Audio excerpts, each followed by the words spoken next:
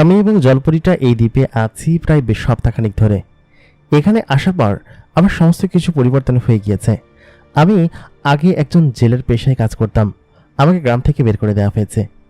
এখানে এসে আমার নিজেকে যেন এক অন্যরকম এবং অন্য রূপে মনে হচ্ছে। পরীটা যে কিনা পানির তল থেকে উঠে এসেছে এবং পানির দেশে যার সমস্ত কিছু, সে আমার জন্য এখানে এসেছে। কিন্তু কেন, সেটাই আমি সমুদ্রের পাড়ে বসে ভাবছি। অনেকক্ষণ পর পানিটা আবার রঙিন হয়ে উঠল।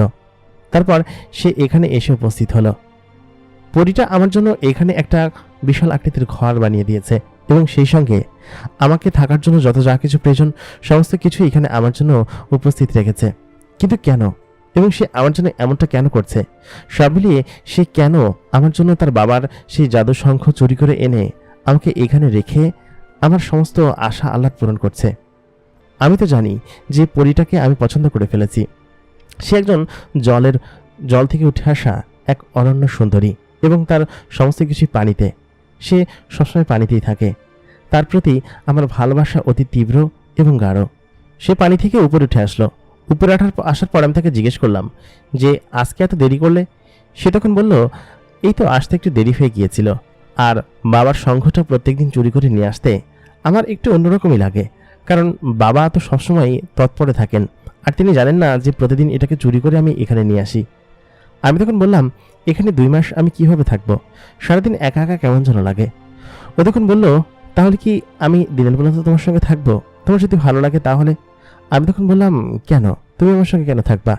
সে তখন বলল, তোমার সঙ্গে থাকতে আমার ভালো লাগে তাই, এবং তোমাকে আমি পছন্দ করি। এই কথা শুনে তখন আমি ওদিকে তাকিয়ে রইলাম। সমুদ্র তখন তার গর্জন দিচ্ছে। ও তখন আমাকে বলল, আহা, এত চিন্তা করো না তো, তুমি এখানে একা একা আছো সেই জন্য আমার খারাপ লাগছে, তাছাড়া কিছু না, চলো তো ভিতরে যাই। তারপর ও আমাকে সেই ঘরের ভিতরে নিয়ে গেল, যে ঘরটা ও ওদের জিন দ্বারা আমাকে তৈরি করিয়েছে। মানে ওদের ওইখানকার যে জাদুশঙ্খ এবং ওইখানকার কিছু বিশেষ জাতীয় জল জিন আছে যারা কিনা এই সমস্ত জিনিসগুলো করে থাকেন। জলপরি মেয়েটা আমার কাছে প্রত্যেক দিন আসে, কিন্তু কেন সেটা, এবং এসে আমার কাছে কি চায় সে? তাহলে কি আমি তাকে যেরকম ভালোবাসি সেও আমাকে ভালোবাসে? প্রিয় দর্শক সকলে কেমন আছেন? স্বাগত জানাচ্ছি আমাদের এই গল্পের দ্বিতীয় এপিসোডে। প্রথম এপিসোডটি আমাদের চ্যানেলে অলরেডি আপলোড করা হয়েছে।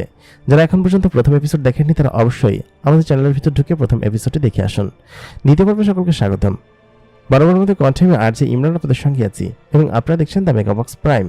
মেগাবক্স প্রাইমের গল্পগুলো আপনাদের কাছে কেমন লাগছে কমেন্ট করে জানাতে ভুলবেন না। তাহলে চলুন আমরা সরাসরি গল্পের বাকি অংশে চলে যাই। জলপরি এবং আমি সমুদ্রের পাড়ে বসে আছি। তখন অন্ধকার চারিদিকে, কিন্তু আসমানের সদ্যমাত্র জ্যোৎস্না উঠে আসছে।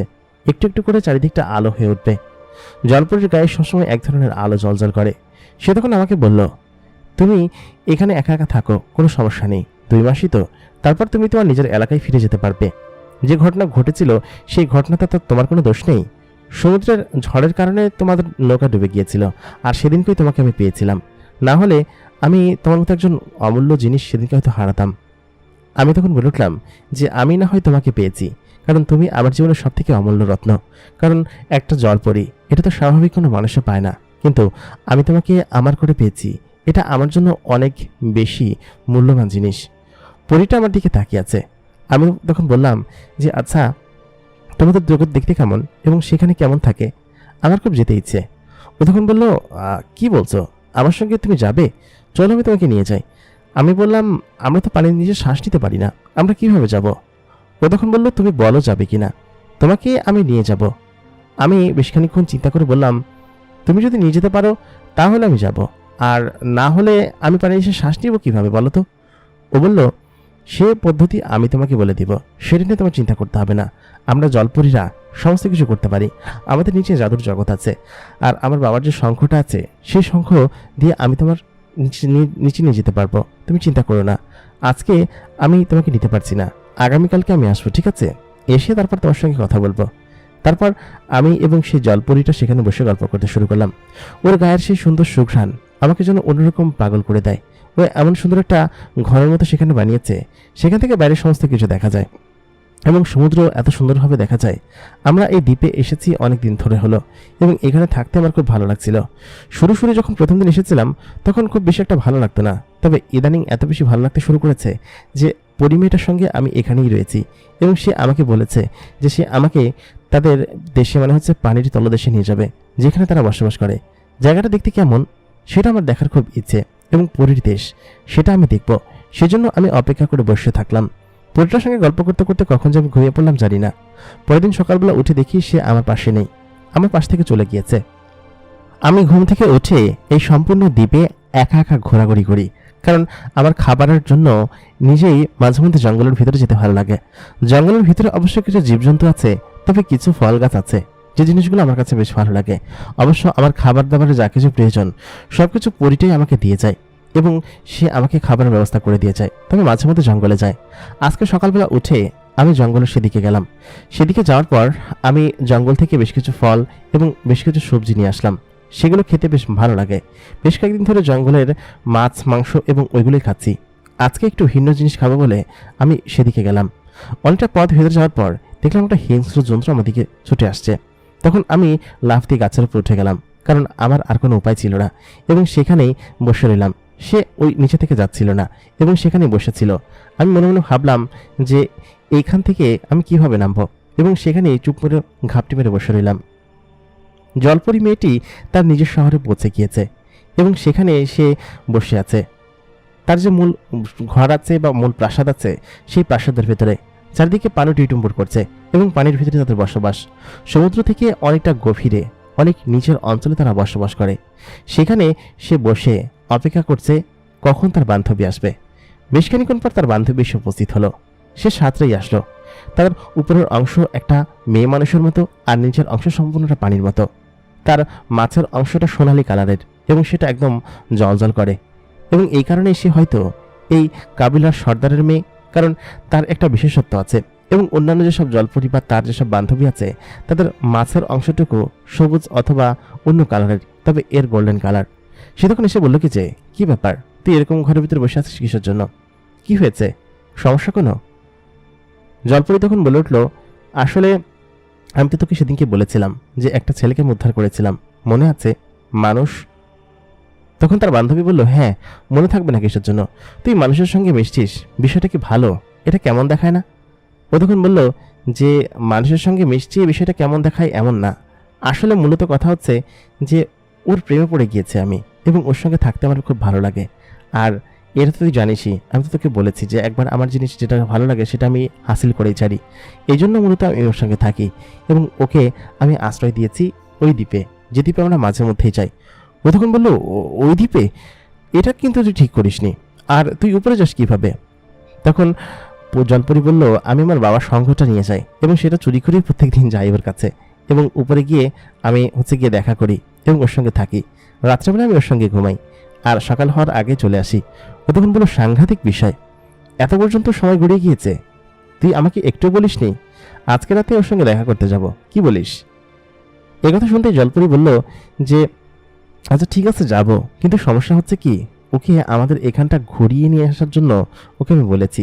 ও বলেছে যে ও এখানে আসবে ঘুরতে, কিন্তু ও তো একজন মানুষ, ও তো চাইলে পানির নিচে শ্বাস নিতে পারবে না, তাই না? আর আমাদের শহরটা তো সমতল থেকে অনেকটা নিচে, এত দূরে যে ও এ পর্যন্ত এসে হয়তো মারাই যাবে।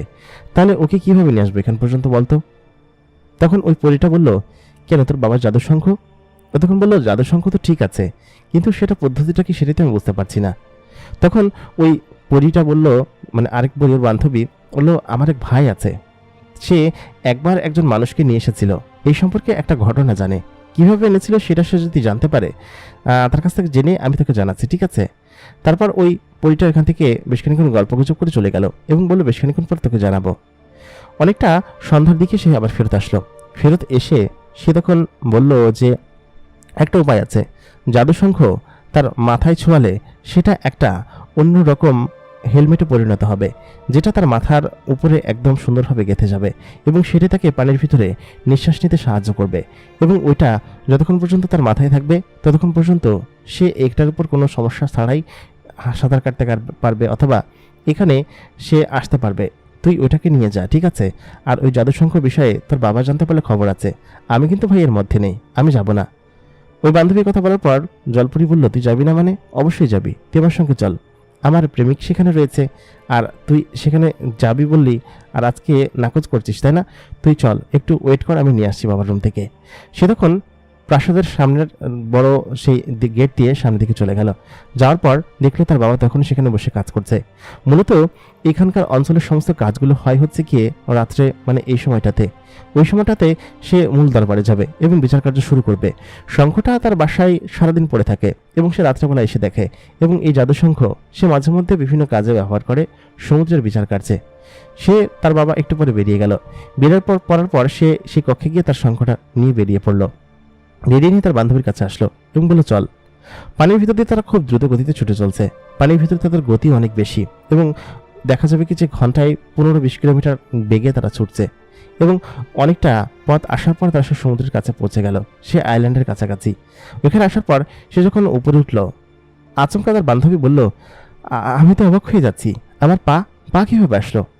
তখন ওই জলপরি বলল যে এই শঙ্খের পাওয়ার, এই শঙ্খের ক্ষমতায় তুই উপরে এসে পায়ের অংশটুকু হয়ে গিয়েছিস, এবং দেখ তোর নিচের অংশ মাছের নেই, এখন মানুষের মতো পা হয়ে গিয়েছে।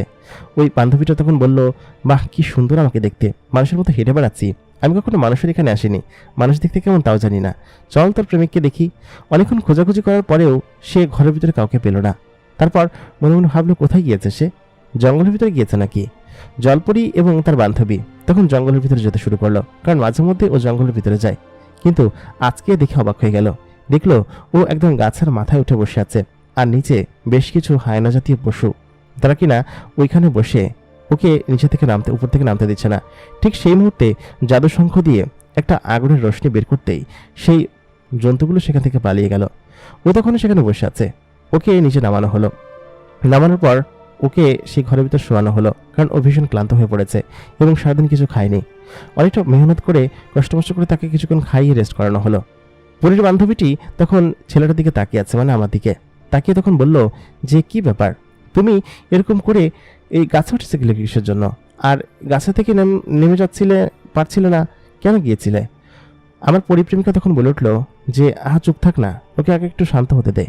তারপর ওর বান্ধবী ওর কাছে কানে কানে কি যেন বলতে শুরু করলো। আমরা সকলেই গল্প করে সেখানে কাটিয়ে দিলাম, কারণ হচ্ছে এত সুন্দর জ্যোৎস্না রাত, তারপর এরকম একটা আইল্যান্ডের উপর। সত্যি ওর সঙ্গে থাকতে আমার বেশ ভালো লাগছিল, এবং ওর সঙ্গে আমার যে আত্মিক সম্পর্ক হয়ে উঠেছে সেটা ছিল এক অনবদ্য সম্পর্ক।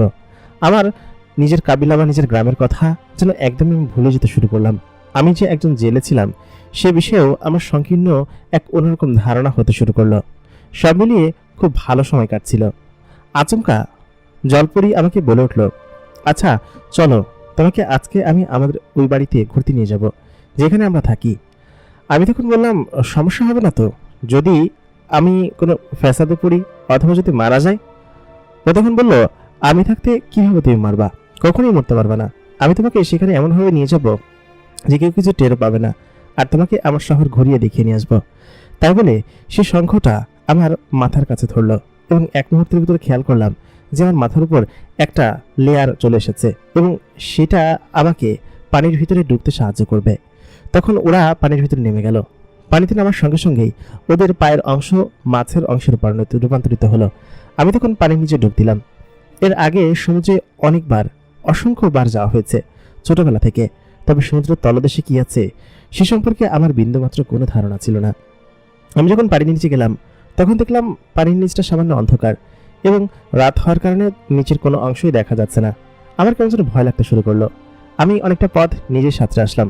তারপর জলপরি সে আমার হাত ধরলো, হাত ধরে আমাকে টেনে নিয়ে যাচ্ছিল। সঙ্গে আসছিল জলপরির বান্ধবী। আমি তখন তার সঙ্গে যেতে শুরু করলাম। অনেকটা পথ যাওয়ার পর আমার কাছে কেমন যেন ভয় লাগছিল, আর নিজের শরীর বেশ ভারী ভারী মনে হচ্ছিল। ও তখন বলল যে কি হয়েছে? আমি বললাম আমার অনেক ভয় লাগছে, এত নিচে। ও তখন বলল, ভয় পাবার কোনো দরকার নেই, তুমি আমার কাছে আসো। তাই বলে সে আমাকে তার শরীরের সঙ্গে জড়িয়ে ধরলো। আমি তখন লজ্জা একদম লাল হয়ে যাচ্ছিলাম। এরপর সে আমাকে একদম পানির নিচ পর্যন্ত খুব দ্রুত গতিতে নিতে শুরু করলো। সে কত দ্রুত যাচ্ছিল আমি জানি না, তবে আমার কাছে মনে হচ্ছিল খুব দ্রুত গতির সঙ্গে পানির ভেতর দিয়ে আমি যাচ্ছিলাম। অনেকটা পথ পেরোনোর পর আমার কেমন যেন অদ্ভুত লাগছিল। আচমকা আমি চোখ বন্ধ করে ফেললাম। কত দ্রুত যাচ্ছি জানি না।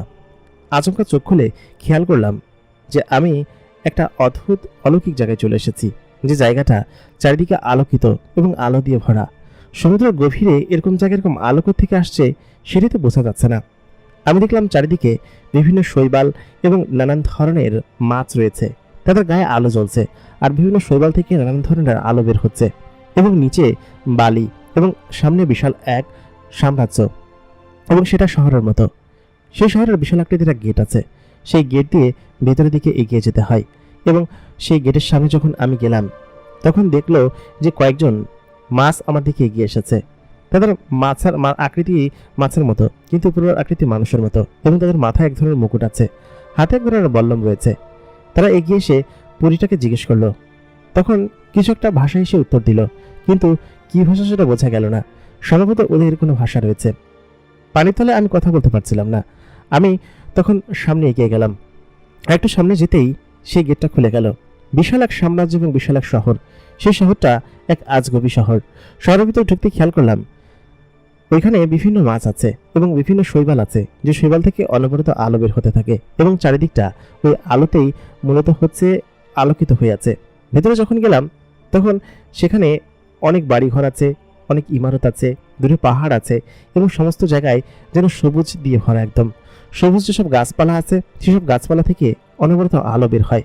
কোনো গাছ সবুজ, কোনো গাছ নীল, কোনো গাছ লাল, এরকম নানান ধরনের আলো বের করে, আর বেশিরভাগ আলো থেকে সাদা রশ্মি বের হচ্ছে। সেগুলো দিয়ে পুরো এলাকা একদম আলোকিত হয়ে উঠেছে। বেশ খানিকক্ষণ পর আমাকে পরীটা একটা বিশাল আকৃতির বাড়ির সামনে নিয়ে গেল। তারপর এক পাশ দিয়ে জানলার মতো একটা দরজা দিয়ে আমাকে ভিতরে ঢুকালো। আমি ভিতরে গেলাম। ও তখন বললো এটা আমার ঘর। আমি ভিতরে ঢুকে খেয়াল করলাম সেখানে প্রায় সমস্ত কিছুই আছে, কিন্তু স্বাভাবিকভাবে আমরা যেরকম বসবাস করি ঠিক সেরকমটা না। আমি আশ্চর্য হচ্ছি যে পানির এত নিচে এসেও আমি নিঃশ্বাস নিতে পারছি, এবং শুধুমাত্র সেটা জাদুকর শঙ্খের জন্য হয়েছে। আমি যখন সেই জায়গায় গিয়ে বসলাম সেখানে বসার জায়গাও আছে, তবে সেটা আমাদের বসার জায়গা থেকে অনেকটা ভিন্ন। বসার পর সে তখন বলল যে আমরা সব এইখানেই বসে করি, এখানে এটা হচ্ছে আমার বেডরুম। আমি বললাম যে কোথাও কোনো খাট নেই, তোমরা ঘুমাও কিভাবে? এটা বলতেই সে ওইখানে বিশাল এক পর্দা সরিয়ে দিল। পর্দাটাও এক অলৌকিক বিষয়। পর্দাটা সরানোর সঙ্গে সঙ্গে সেখানে বিশাল এক খাটের মতো জিনিস দেখতে পেলাম, এবং সেটা একটা ঝিনুকের মতো খাট। ঝিনুকের ওপর খুব সুন্দরভাবে কারুকার্য করে এত সুন্দর করে বানানো, এবং চারিদিকে সাজগোজের জন্য সমস্ত জিনিস আছে। এরা যে সাজগোজ করে বা নিজেদের চেহারা দেখে সেরকম সমস্ত জিনিসের ভিতরে আছে। এটা দেখে আমি অবাক হয়ে যাচ্ছিলাম যে পানির নিচে এত কিছু থাকতে পারে। আমার আসলে বিশ্বাস হচ্ছিল না। ওর সঙ্গে বেশ খানিকক্ষণ গল্প করলাম। তারপর ওর পরিমেয়েটার বান্ধবী সেখান থেকে চলে গেল। বলল কি যে আমি অন্য দিন আসবো, এখন যাই, হ্যাঁ তোরা থাক। মানে আমাকে একটু প্রাইভেসি দিয়ে গেল, সেটা বোঝা যাচ্ছিল। আমি তখন তাকে জিজ্ঞেস করলাম যে এটার নিচে আমি কথা বলতে পারছি, কিন্তু তোমার কথা তো আমি বুঝতে পারছি না। ও তখন এক ধরনের সংকেত দিয়ে আমাকে বোঝাতে শুরু করলো, এবং সেই সংকেতের ভিতর থেকে সেই সংকেত কনভার্ট হয়ে আমার মতো বাংলা ভাষায় কথা বলছিল। আমি তখন বললাম আচ্ছা আচ্ছা। ও আমার কথা বুঝতে পারতেছিল এবং আমি ওর কথা বুঝতে পারতেছিলাম। তো সব মিলিয়ে বিষয়টা অন্যরকম পরিবেশ ছিল। আমার সত্যি খুব ভালো লাগছিল। এরকম জিনিস সত্যি এরকম কখনো দেখিনি। বেশ অবাক লাগছিল আমার এই জিনিসটা দেখে। অবাক হওয়ারই মতো কথা, কারণ এরকম জিনিস কেউ চোখে দেখে না। বেশ খানিকক্ষণ তার সঙ্গে সেখানে বসে গল্প করলাম। অনেকক্ষণ পর আমাকে বলল আচ্ছা ঠিক আছে চলো আমরা বাইরে ঘুরতে যাই। তোমাকে তো শহরটা ঘুরিয়ে দেখানো হলো না। আমি তাকে জিজ্ঞেস করলাম যে অন্য কেউ যদি দেখে ফেলে, অথবা তোমার বাবার শঙ্খ নিয়ে চিন্তা করবে না? ও তখন বললো বাবা চিন্তা করলে সেটা দেখা যাবে, আমি বলে দিব যে আমি নিয়েছি। তবে বাবা তোমার সম্পর্কে জানতে পারলে রাগ করবেন, কারণ আমাদের পানির উপরে যা নিষেধ আছে, এমনকি আমরা সার্ফেসের উপরে যাই না। কিন্তু তুমি আসাতে তোমার সঙ্গে তো আমার যেতেই হবে, কারণ তুমি যে আমার সব, এবং তুমি যা বলবে সেটাই যে আমার করতে হবে। আমি তখন বললাম আমি তোমার সব মানে? ও তখন বললো যে আমি যে তোমাকে আমার মন দিয়ে ফেলেছি, সেহেতু তোমার সব না হয়ে কি আমি আর পারি? আমি যাকে ভালোবাসি এবং ও যে আমাকে ভালোবাসে আমরা দুজন দুজনে খুব ভালোভাবে জানি, এবং একে অন্যের প্রতি ভালোবাসা তো বেশ তীব্র ছিল। ও তখন আমার হাত ধরলো। হাত ধরে খুব দ্রুত গতির সঙ্গে পানি ভেদ করে একটা জায়গায় নিয়ে যেতে শুরু করলো। শহরের ওই পাশে একটা বিশাল আকৃতির পাহাড় আছে। সেই পাহাড়ের ওইখানে এক সুন্দর ফুলের বাগান। এখানকার ফুল গাছগুলো একটু ভিন্ন, কারণ সেগুলো নড়াচড়া করছিল পানির দোলে। এখানে কোনো বাতাস নেই, শুধুমাত্র পানির দোল আছে। জায়গাটা বেশ অদ্ভুত। আমাকে সে সেখানে নিয়ে গেল। সেখানে বসার একটা জায়গা আছে, সেখানে বসলাম। এত সুন্দর জায়গা, আমি সত্যি বিশ্বাস করতে পারছিলাম না। পানির নিচে এতক্ষণ সাঁতার কেটে এরকম সুন্দর পরিবেশ দেখা আসলে বিস্ময়কর বিষয়। একটা গাছ আছে, সেই গাছের রং ঘন ঘন রং বদলায়। সেই গাছের নিচে আমি বসলাম। সামনে ছোট্ট একটা পুকুরের মতো জায়গা আছে, মানে সমুদ্রের ভিতরেই আবার আরেকটা সমুদ্র, ছোট্ট একটা হ্রদের মতো। সেখানকার পানি একদম স্বচ্ছ এবং ওই পানি নাকি সরে না। এটা এখানকার জাদুকররা তৈরি করেছে। আর তারপর সেই গাছের নিচে বসতেই খেয়াল করলাম গাছের রং ক্ষণে ক্ষণে বদলাচ্ছে এবং চেঞ্জ হচ্ছে। আমি সেটা দেখে খুব খুশি হয়ে গেলাম। তখন ও আমাকে জড়িয়ে ধরলো। জড়িয়ে ধরে আমাকে বলল কি যে, তোমার সঙ্গে এখানে আসতে পেরে খুব ভালো লাগছে, আমার খুব ইচ্ছে ছিল যে তোমাকে এখানে নিয়ে আসি। অনেকক্ষণ আমি এবং সে সেখানে বসে গল্প করলাম। তারপর আমি বললাম যে, তোমাদের এখানে কি শুধু পানি, পানি ছাড়া কোনো জায়গা নেই? ও তখন বললো, মা, সমুদ্রের নিচে পানি থাকবে না তো কি থাকবে? আমি ওকে জিজ্ঞেস করলাম, তুমি পানির নিচেও নিঃশ্বাস নিতে পারো, আবার পানির উপরেও নিঃশ্বাস নিতে পারো, এটা কিভাবে? ও জানালো, এটা শুধুমাত্র ওই শঙ্খের জন্য সম্ভব হয়েছে। আর আমি পানির নিচে প্রায় আধা দিন পর্যন্ত নিঃশ্বাস নিতে পারি। পরবর্তীতে আমার সমস্যা হয়। এটা শুধু আমার না, প্রত্যেকেরই হয়। আর যদি এমনিতে থাকতে চাও তাহলে এই জাদুশঙ্খ, যেটা কিনা প্রায় লোকের কাছেই আছে এবং আমার আবহাওয়াটা বেশি পাওয়ারফুল, এটা দিয়ে সমস্ত কিছু করা যায় এবং এটা দিয়েই আমি এরকমটা করেছিলাম। তখন ও বললো, আচ্ছা ঠিক আছে। আমি আবার জিজ্ঞেস করলাম, পানি ছাড়া কোনো জায়গা আসলেই নেই? ও তখন বললো, হ্যাঁ, একটা জায়গা আছে, চলো তোমাকে সে জায়গা নিয়ে যাই। তুমি যদি যেতে চাচ্ছ, আসলে ওই জায়গাটা এমনভাবে তৈরি করা যেখানে কোনো পানি নেই। মাঝে মধ্যে আমাদের এখানে কিছু খেলা হয়, তখন ওই শহরে গিয়ে সেই খেলাটা হয়। ওই শহরে সত্যি কোনো পানি নেই। শহরের ভেতরটা একদম পরিষ্কার এবং সম্পূর্ণ বালিময় এবং এখানকার ইমারতগুলো বালি দিয়ে তৈরি। চলো দেখতে যাবে? তাই বলে আমাকে টান দিয়ে পানির ভিতর দিয়ে নিয়ে যেতে শুরু করলো। অনেকটা পথ এগোনোর পর পাহাড়ের ওই পাশে একটা ছোট্ট দরজা আছে। সেই দরজা দিয়ে যখন আমি প্রবেশ করলাম, প্রবেশ করার সঙ্গে সঙ্গে দেখলাম দরজার ওই পাশে পানি টইটুম্বর করছে এবং পানিটা 2 খণ্ড করে কেটে ফেলে যেরকম দেখা যায় ঠিক সেরকম ভাবে ওই পাশের পানি এই পাশে আসছে না। দরজা দিয়ে ভিতরে ঢুকতেই বিশাল এক গেট দিয়ে ভেতরে একটা শহরের ভিতরে ঢুকলাম, সেটা বোঝা গেল। শহরটা খুব বেশি বড় না, তবে এখানে কেউ থাকে না। এখানে মাঝে মধ্যে বিভিন্ন এই জলপরীর যেসব লোকজন আছে তারা আসে এবং এসে বিভিন্ন খেলাধুলা হলে তখন এখানে সেগুলো হয়। মানে পানির বাইরে যেসব মোকাবেলা সব এখানে হয়। আমি তখন প্রথমবার পাটির মাটিতে পা রাখলাম এবং আমার মুখের সেই শঙ্খ সে খুলে ফেললো এবং আমি নিজেই ওকে খুলতে বললাম। শঙ্খ খুলে ফেলার পর নিজেকে যেন একদম হালকা হালকা লাগছিল, কারণ ওইটার একটা পাওয়ার আছে। আমি তখন ওর হাত ধরে সমস্ত জায়গা ঘুরে দেখছিলাম। এখানে একদম শুকনো, আমার শরীর একদম ভেজা ছিল। এখানে আসার পর সত্যি খুব আনন্দ লাগছিল আমার কাছে এবং এতক্ষণ বাড়িতে আছি, ঠান্ডা ঠান্ডা লেগে গেলে একদম অবস্থা খারাপ হয়ে যাবে। ও তখন বললো, ঠান্ডা লাগবে না, এটা শঙ্খের পাওয়ার। কারণ হচ্ছে তুমি এটা পড়েছো না, সেটা তোমার ঠান্ডা বা সর্দি এরকম কোনো কিছু লাগবে না। তোমার শরীরের উপর একটা আলাদা লেয়ার আছে, সেই লেয়ার তোমাকে সর্দি লাগতে দেবে না। অনেকটা সেই শহরের চারপাশে ঘুরতে শুরু করলাম এবং আমি ঘুরে ঘুরে ওর হাত ধরে সমস্ত জিনিস ও আমাকে দেখাতে লাগলো। একটা জায়গায় এসে হোঁচটকে ও আমার শরীরের উপর পড়ে গেল। তারপর আমাকে জড়িয়ে ধরে বললাম যে এখনই তো পড়ে যেতে। ওর ঠোঁট এবং আমার ঠোঁট খুব কাছাকাছি, আমি ওর চোখাচোখি একদম খুব কাছাকাছি হয়ে আছি। ঠিক সেই মুহূর্তে ও আমাকে কিছু বুঝতে না দিয়ে ওর ঠোঁট আমার ঠোঁটের সঙ্গে রেখে আমার ঠোঁট ভিজিয়ে দিল। সত্যি সেই অনুভূতি ছিল এক অন্যরকম অনুভূতি। ওর সঙ্গে আমার এত ভালো সময় কাটছিল, কতক্ষণ চুমু খেলাম জানি না। বেশ খানিক্ষণ পর লজ্জা পেয়ে ও নিজে ছেড়ে দিয়ে পাশে সরে গেল।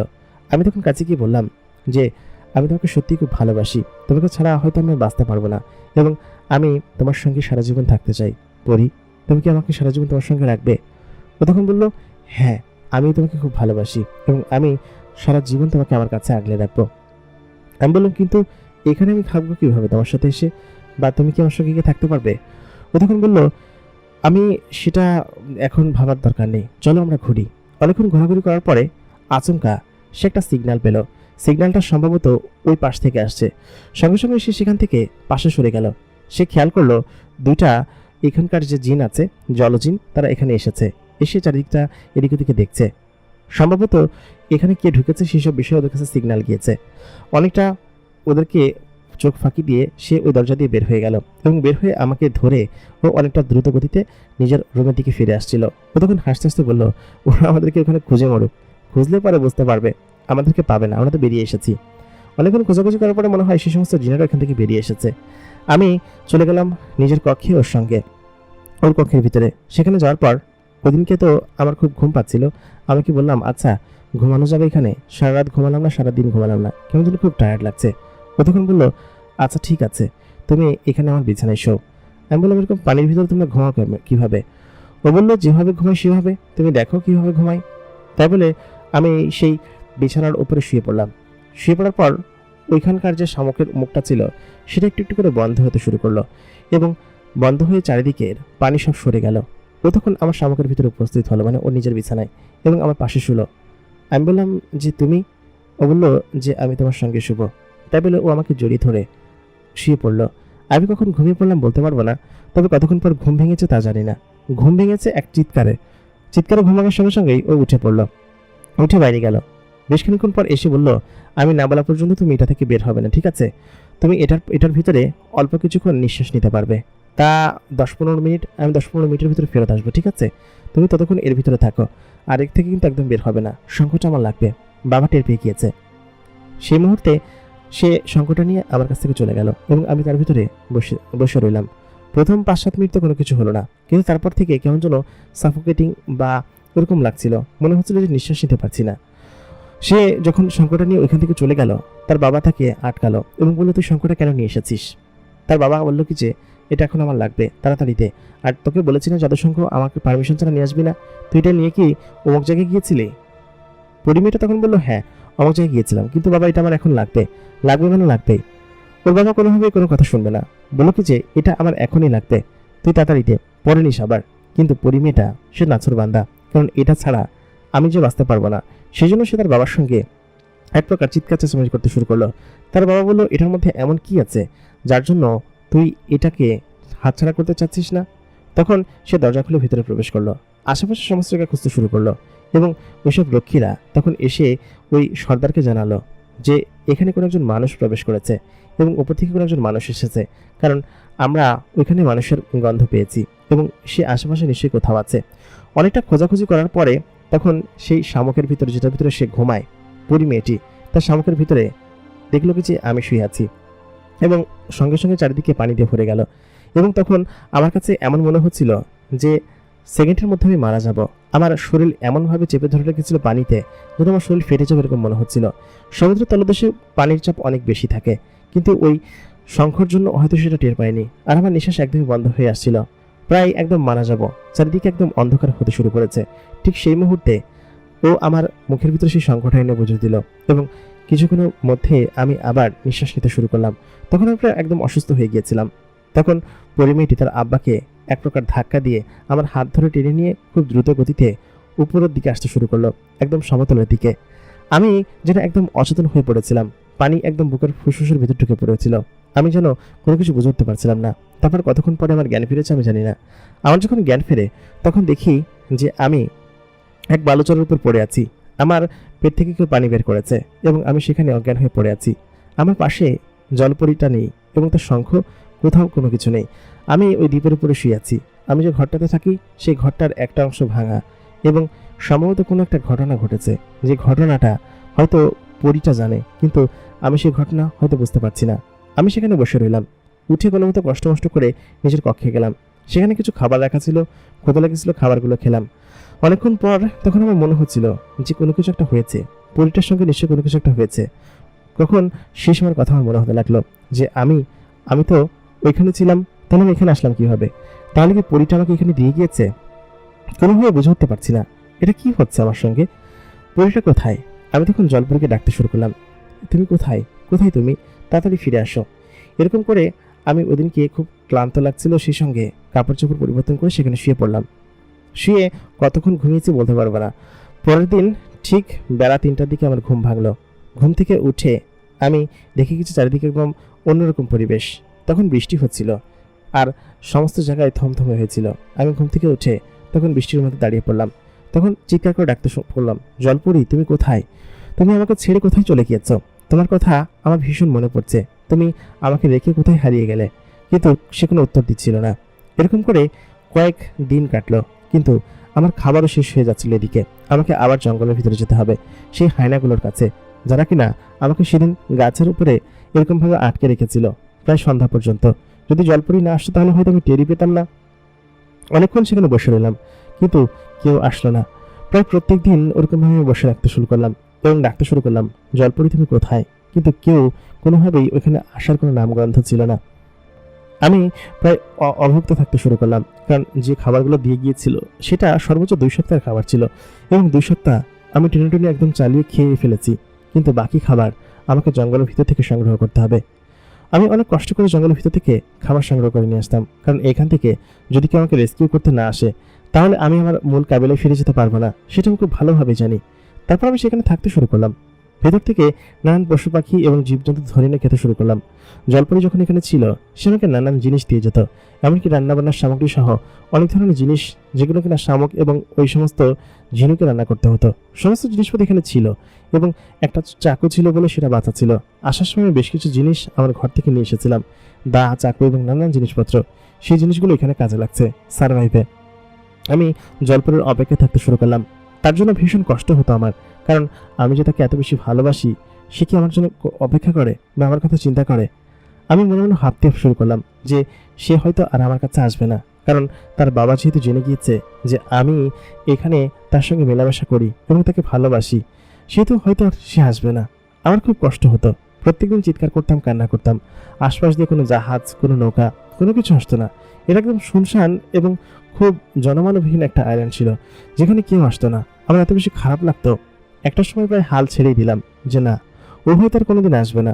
কারণ ও বলেছিল যে ওর কাবিলা মানে যেখানে থাকে সেখানকার জিনেরা খুব অদ্ভুত এবং ওরা নিচে থাকে এবং ওদের যে পুরুষ সমাজ আছে তারা কোনোভাবেই উপরে ওকে আসতে দেবে না। নিশ্চয়ই ওর বিয়ে দিয়ে দিয়েছে, অথবা ও হয়তো আর আমার কাছে ফিরে আসবে না। আমি কি করব সেসব কোনো কিছুই বুঝে উঠতে পারছিলাম না। আমি সেখানে বেঁচেও থাকতে পারছিলাম না, আবার মরেও যেতে পারছিলাম না। একে তো খাদ্য সংকট, তারপর পানি সংকট। তবে মাঝে মধ্যে বৃষ্টি হয়, সেই বৃষ্টির পানি জমিয়ে রেখে পানির ব্যবস্থা করতে হয়। সব মিলে একটা সার্ভাইভাল জীবন। এরকম করে প্রায় 1.5 মাসের মতো সময় আমি সেখানে কাটিয়ে ফেললাম। চুলদারি এত বরফ হয়েছে যে নিজেকে চেনার আর উপায় নেই। আমি যে বাড়িতে ফিরে যাব সেরকম কোনো উপায় নেই। আমি একদম আশাহত পড়েছি এবং নিজেকে একদম যেন ছেড়েই দিয়েছিলাম, কারণ হচ্ছে আমি আর ফেরত যেতে পারবো না। ঠিক সেই মুহূর্তে একটা আশার কিরণ হয়ে হয়তো আমার জীবনে এসেছিল সে। আমি তখন সেখানে বসে আছি রাত্রবেলা। আমি দেখতে পেলাম একটা বড় জাহাজ আমার দিকে এগিয়ে আসছে।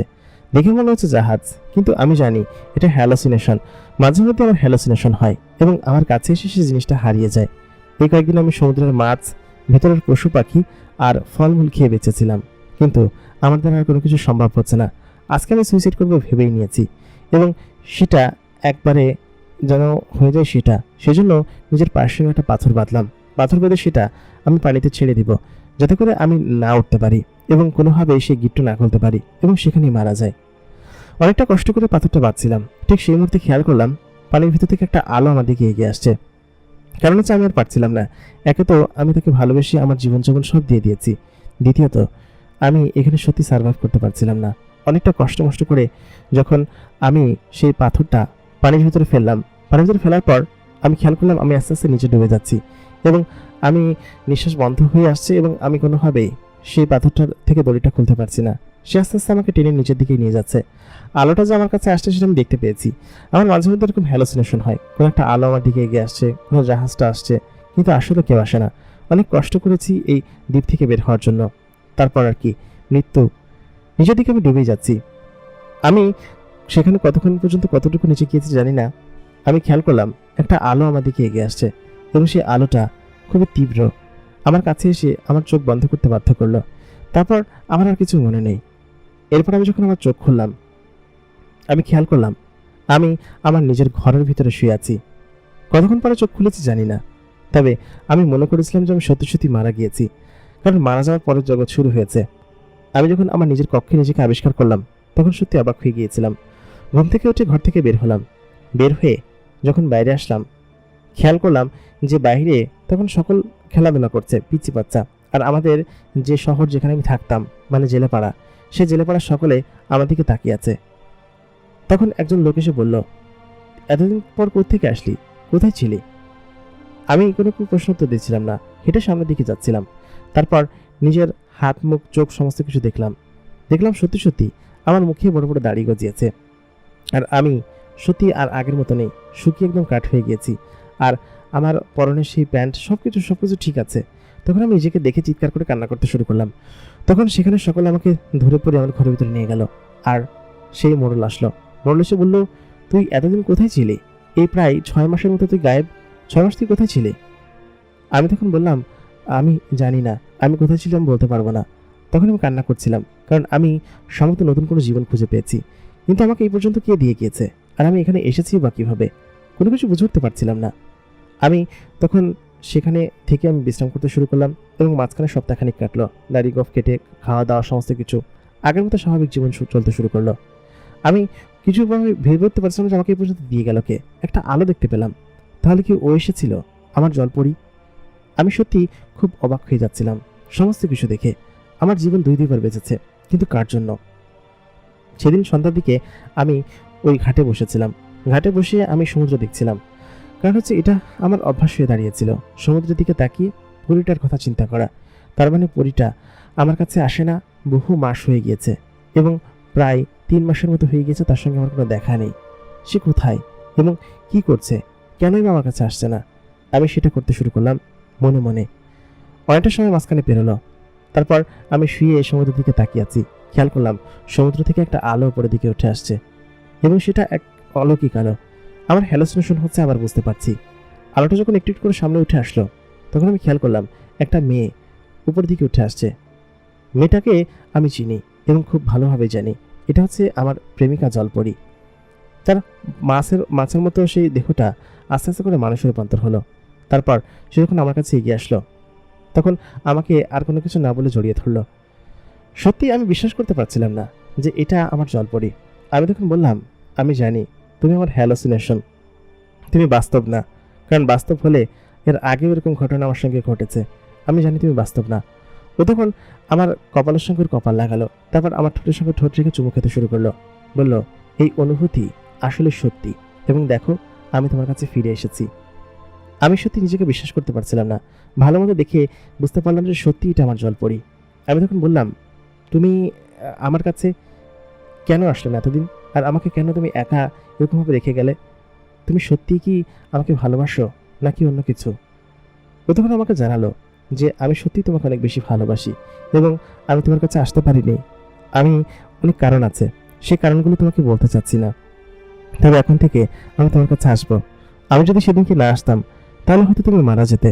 সেটা আমি সহ্য করতে পারতাম না। এই জন্য তুমি যাতে মারা না যাও, সেই জন্য আমি তোমাকে এখানে দিয়ে গিয়েছি। আর তোমার সমাজের লোক তোমাকে এখন আর কিছু বলবে না, আর তুমি এখানে আনন্দে থাকতে পারবে। আমি বললাম, আর তুমি?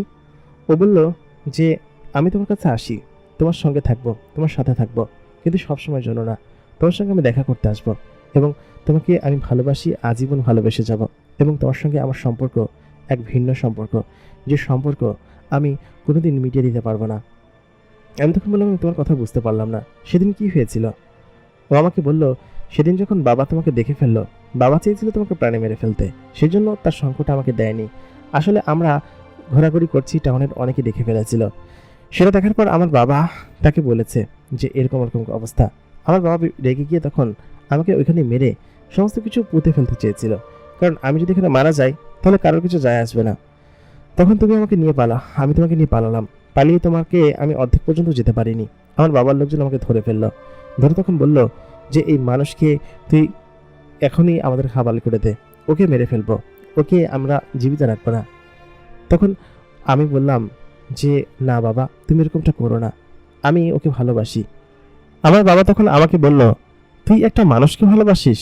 এই জন্যই বুঝছি তোকে এত ছুট দিয়েছিলাম। আমি তখন বললাম যে ভালোবাসাটা কি পাপ? আমি ওকে ভালোবেসে ফেলেছি, এখন কি করব? আমার বাবা তখন বললেন যে এখন চাইলে ওকে আমরা মেরে ফেলতে পারবো। এখন তুই চিন্তা কর, তোর হাতে সময় মাত্র 5 মিনিট আছে। এর মধ্যে আমরা ওকে চাইলে কিনারায় ফেলে দিয়ে আসতে পারবো, আর ওকে বাঁচিয়ে ফেলতে পারবো। কিন্তু ও আর এখানে থাকলেও মরে যাবে। সেটা তুই কি চাস? সিদ্ধান্ত তোর হাতে। তুই যদি ওকে বাঁচাতে চাস তাহলে আমাদের কথা শুনতে হবে, ওকে ওইখানে রেখে আসতে হবে, আর কোনোদিন ওর কাছে যেতে পারবি না। সেই শর্তে যদি তুই রাজি থাকিস তাহলে ওকে আমরা রেখে আসবো। আমার হাতে কোনো অপশন ছিল না। পরবর্তীতে আমি মেনে নিলাম তোমার জীবন বাঁচানোর জন্য। তারপর আমার জিনেদের লোকরা ওইখানে যেসব থাকতো, পুরুষ সমাজের লোক, আমার বাবা সকলে মিলে তোমাকে সেই দ্বীপে ফেলে রেখে আসলো। এবং আমি তাদেরকে বলেছিলাম যে ওকে ওইখানে না ফেলে রেখে এসে ওদের বাড়ি পর্যন্ত দিয়ে আসো। তখন আব্বা বলেছিল ওদের বাড়ি অনেক দূরে, ওই পর্যন্ত যাওয়ার আগে মারা যাবে। সর্বোচ্চ কাছাকাছি দ্বীপ হচ্ছে ওইটা, এবং ওইখানে গেলেই ও বাঁচতে পারবে। তারপর আমার বাবার লোকজন তোমাকে সেখানে ফেলে আসে, এবং ফেলে আসার পর তুমি সেখানেই অবস্থান করো। আমি অনেক চেষ্টা করেছি সেখানে যাওয়ার, কিন্তু কোনোভাবেই এই সিকিউরিটি ভেঙে সেখান পর্যন্ত আমি যেতে পারিনি। সত্যি করে বলছি, আমি এখন পর্যন্ত তোমাকে খুব বেশি ভালোবাসি। এই 2-3 মাস তোমাকে ছাড়া যে আমার কীভাবে কেটেছে আমি বলে বোঝাতে পারবো না। এর মাঝখানে আমার বাবা আমাকে বিয়ে দেওয়ার চেষ্টা করেছে এবং বলেছে যে আমি তোকে বিয়ে দিব, কিন্তু আমি সত্যি বিয়ে করতে চাইনি। এবং তোমাকে ছাড়া আমি কাকে বিয়ে করবো বলো? অনেক কষ্ট হয়েছে তোমাকে ছাড়া থাকতে। আমার আব্বা আমার উপর অনেক জুলুম করেছে, কিন্তু আমি তারপরও বিয়েতে রাজি হইনি। এবং এখন পর্যন্ত আমি তোমার জন্য অপেক্ষা করেছিলাম। আমি জানি যে তোমাকে ছাড়া আমি কোনোদিনই বাঁচতে পারবো না, এবং তোমার সঙ্গেই আমার সমস্ত কিছু, এবং আমি তোমার সঙ্গে আমার সমস্ত জীবন কাটাতে চাই। সেহেতু আমি তোমার কাছে চলে এসেছি চিরদিনের জন্য, আমার পৃথিবী ছেড়ে, আমার ওই জগৎ ছেড়ে। তুমি কি আমাকে তোমার করে নিবে না? আমি জানি এখানে আমি আর ফেরত যাব না। আমার বাবার লোকজন জানলে তারা নিশ্চয়ই উপরে আসবে আমাকে নিয়ে যাওয়ার জন্য, এবং আমি তোমার সঙ্গে এখানে থাকতে চাই। আমি তখন ওকে জড়িয়ে ধরলাম, বললাম, তুমি না এখানে মাত্র আধা দিন থাকতে পারো, তারপর আমি তোমাকে রাখবো কীভাবে? তুমি তো পানি ছাড়া বাঁচতে পারবে না। ও তখন বলল যে আমি পারবো বাঁচতে, এবং আমি সমস্ত জোগাড় যন্ত্র করে নিয়ে এসেছি। দরকার হলে আধা দিন পর পর আমি পানিতে একটা ডুব দিয়ে আসবো। এক ডুব দেওয়ার পরে তারপর আমি থাকতে পারবো। সেহেতু তোমার বাসা তো পানির কাছে, আমার কোনো সমস্যা হবে না। আমি বললাম, না, এমনটা করা ঠিক হবে না। ও তখন আমাকে একটা থাপ্পড় মারলো, মনে বললো, তুমি চলো তো, আমি তোমার সঙ্গে থাকবো। তারপর ওই দিন আমাদের যে শরিয়া মাছ আছে সেই শরিয়া মোতাবেক ওকে আমি বিয়ে করলাম, এবং বিয়ে করে ও আমার সঙ্গে ছিল। এবং ও বাড়ির পাশে একটা বড় নালা ছিল, সেটা সমুদ্রের সঙ্গে গিয়ে মিশেছে। প্রথম দিন একটা ডুব দিয়ে তারপর আমার কাছে আবার আসলো, এসে তখন বলল যে, আচ্ছা, তুমি যে আমার সঙ্গে এরকমভাবে আছো, এখানকার কেউ যদি দেখে ফেলে? তুমি তো এখন মাছ হয়ে আছো, তোমার নিচের অংশ মাছের মতো, কেউ দেখে ফেলে তখন? ও তখন বলল, আমি তোমার সঙ্গে থাকতে চাই, তাহলে চলো আমরা সেই আইল্যান্ডে ফিরে যাই, সেখানে তো কেউ দেখতে পারবে না। ওই তখন বলল যে, এমনটা যদি হয় তাহলে তুমি একাকী হয়ে পড়বে, চলো আমরা সেখানে যাই। আমি বললাম যে, আচ্ছা ঠিক আছে চলো। ও আবার নিষেধ করলো, না থাক, আমরা এখানেই থাকি। অনেকক্ষণ পর আমি এবং ও যখন সমুদ্রের পাড়ে বসেছিলাম, ওর নিচের অংশ কেউ দেখেনি, এবং আমি যে বিয়ে করেছি তাও কেউ দেখেনি, কারণ ওর শরীরের নিচের অংশ ছিল হচ্ছে মাছের মতো, এবং সেরকম অবস্থায় ও এসেছে। সেটা উপরে আসলে পরিবর্তন হয় না, কারণ সেই জাদুশঙ্খ ওর কাছে নেই। প্রায় একদিন মাঝখানে কেটে গেল। সেদিন রাত্রেবেলা আমি এবং ও আমাদের বাড়ির পেছনের সাইডে সমুদ্রের পাশে বসেছিলাম। অনেকক্ষণ পর খেয়াল করলাম পানির ভিতর থেকে বেশ কয়েকজন মানুষ উঠে আসলো, এবং বেশ কয়েকজন লোক, তাদের হাতে বল্লম রয়েছে এবং একজনের মাথায় মুকুট। সে তখন এগিয়ে এসে বলল কি যে, তোকে না বলেছিলাম এই ছেলের কাছে আর কখনো আসবি না, তাহলে তুই কেন আসলি ওর কাছে? তখন পরিমেয়টি বলে উঠল, আমি তোমাকে বলেছি বাবা, আমি ওকে ভালোবাসি, আর আমি যদি এখানে মরেও যাই তাও আমি ওর জন্য মরে যাব, এবং আমি ওকে বিয়ে করেছি। আমি সত্যিই তোমাদের সঙ্গে যাব না, আমি দরকার হলে ওর সঙ্গে এরকমভাবেই কাটিয়ে দিব আমার জীবন। তাতে করে তোমার কোনো সমস্যা আছে? তুমি চলে যাও বাবা, তুমি আমার উপর খুব অত্যাচার করেছো, যেরকম অত্যাচার আমার মায়ের উপর করেছিলে। আমি তোমাদের সঙ্গে যেতে চাই না। আমি আমার মা সম্পর্কে সমস্ত কিছু জেনে গিয়েছি, এবং আমি তোমার মতো খারাপ মানুষের সঙ্গে, খারাপ কোনো লোকের সঙ্গে আমি কখনোই যাব না।